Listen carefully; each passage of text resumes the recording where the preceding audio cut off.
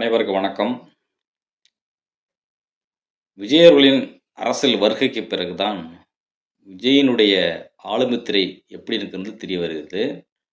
அவர்களை ஆதரிக்கிறவருடைய கூட்டம் எந்த மனநிலையில் இருக்கிறார்கள் என்பதுதான் தொடர்ச்சியாக அவர் நடத்தக்கூடிய கூட்டங்களிலும் சந்திப்புகளிலும் தெரிகிறது.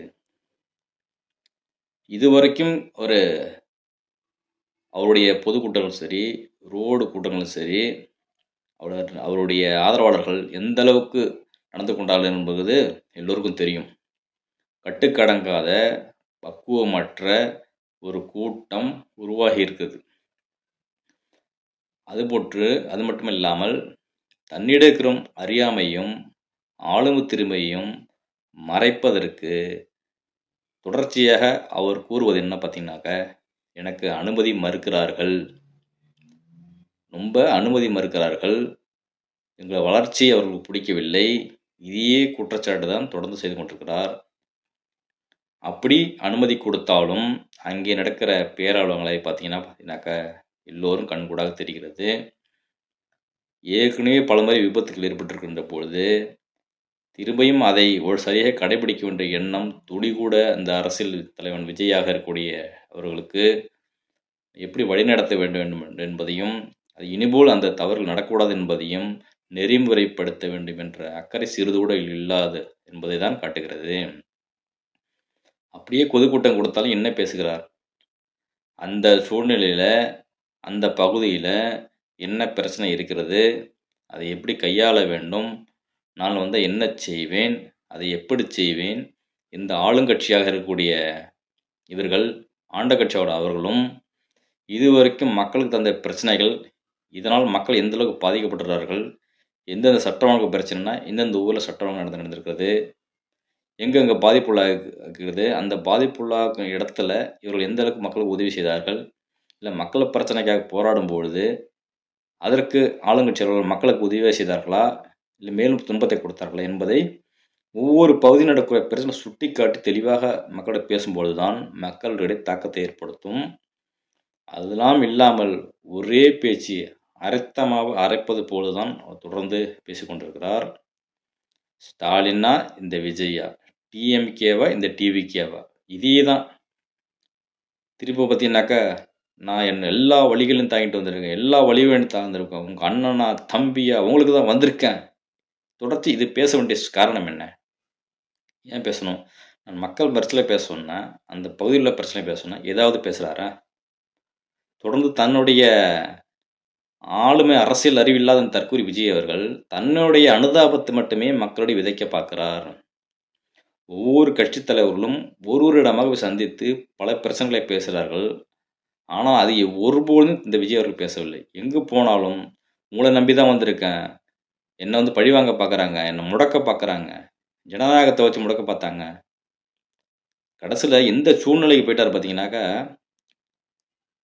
கடைசியாக தன்னுடைய சுற்றி இருக்கிறவங்கள வச்சியே அது இவ்வளோ நாள் பொறுமையாக இருந்துவிட்டு இப்போ கடைசி தேர்தல் காலகட்டத்தில் என்னை பழிவாங்க பார்க்குறாங்க, திரும்ப திரும்ப இதை கட்டமைக்கிறாருன்னா எவ்வளோ ஒரு இழிவான கேவலமான ஒரு விஜயாக இருப்பான்னு பார்த்துக்கொள்ளுங்க. தன்னுடைய மனைவியே திமுக தான் இயக்குறது சொல்கிறான்னு சொன்னால், அப்போ மனைவி 22 ஆண்டு வாழ்ந்த ஒரு மகனுக்கு புரிதல் என்ன இருக்கிறது என்பதை இவர்கள் புரிந்து கொள்ள வேண்டும்.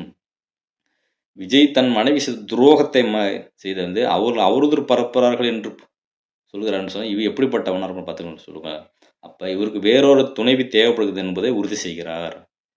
இவருடைய தவறு தான் தெரிந்த பிறகுதான் அவர்கள் அந்த மனைவி என்று சொல்லிக்க சூழ்நிலையில் இதுவரைக்கும் அவர்கள் மனைவி இதை கண்டுகொள்ளவே இல்லை. இவர் நடவடிக்கை சரியில்லைன்னு சொல்லிட்டு தான் தனக்கு அசிங்கம் அவமானம் இப்படிப்பட்டவன் தேவையில்லை என்று சொல்ல தான் முடிவுக்கு வந்து தான் விவகாரத்துக்கு வருகிறார்கள். அதோடு அவங்க சென்று விட்டார்கள். தொடர்ந்து அதையே சொல்லி சொல்லி சொல்லி சொல்லி என்னை பழிவாங்க சொன்னால் உனக்கு என்ன ஆளுமை திறமை இருக்கிறது, அதை சொல்லி வாக்கிய இருக்க வேண்டுமே தவிர அனுதாபத்தை பேசி மக்களை ஏமாற்றுற ஒரு சூழ்ச்சி, இதை நம்ம ஒருபோது நம்பக்கூடாது.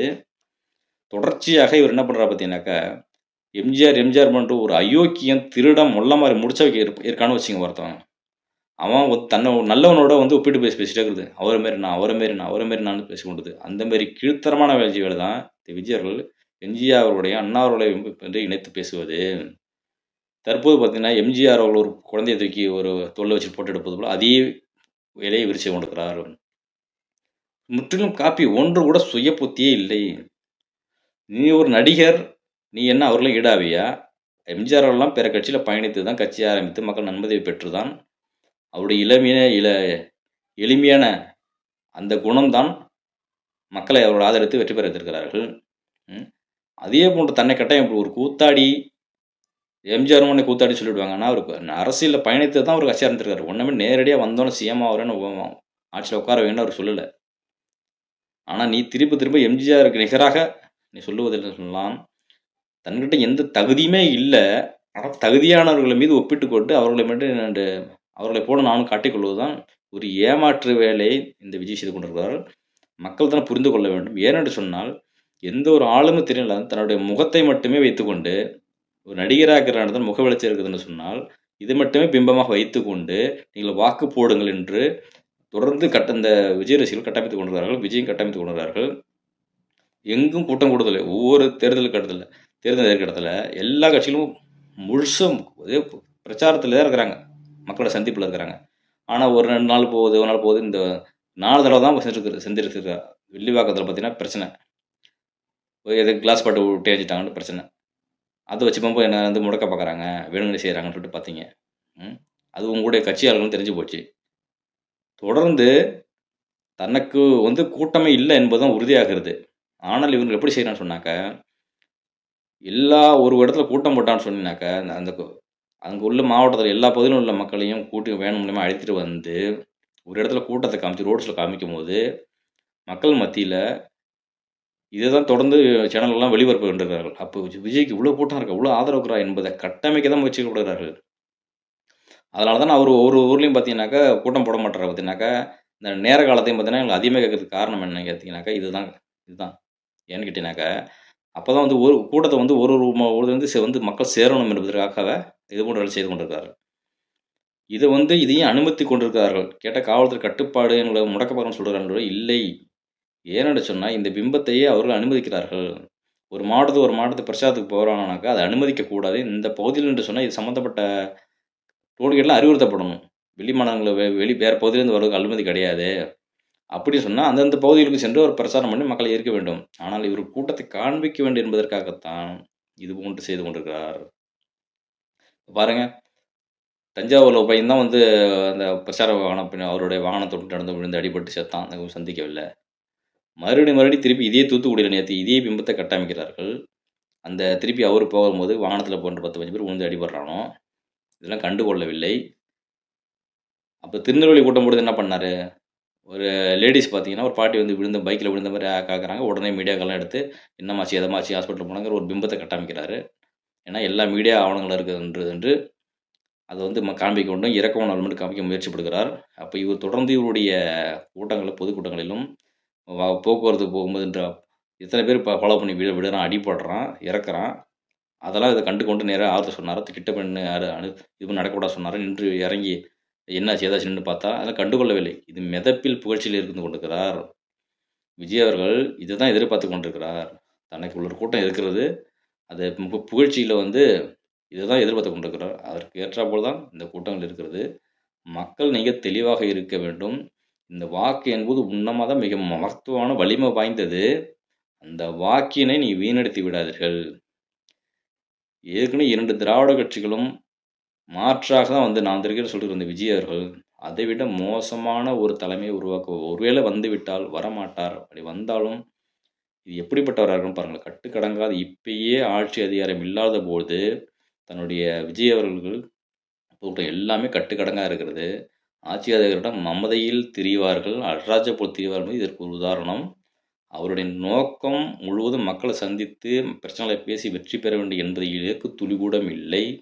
வாக்க பிரித்தால் போதும். இன்றைய தேர்தலோட அவருடைய இலக்கு அதுதான் என்பதுதான் தெளிவாகிறது. மக்கள் யார் நாம் தமிழர் அரசியலும் அவர்கள் வந்து தொடர்ந்து தமிழ்நாடு முழுவதும் முடிந்த வரைக்கும் எல்லாரும் பரப்புரை எடுக்கிறார்கள். பொதுக்கூட்டம் கூட்டி பேசுகிறார்கள். ஆளுங்கட்சியுடைய பிரச்சனை பேசுகிறார்கள். ஆண்டு கட்சியுடைய பிரச்சனை பேசுகிறார்கள்.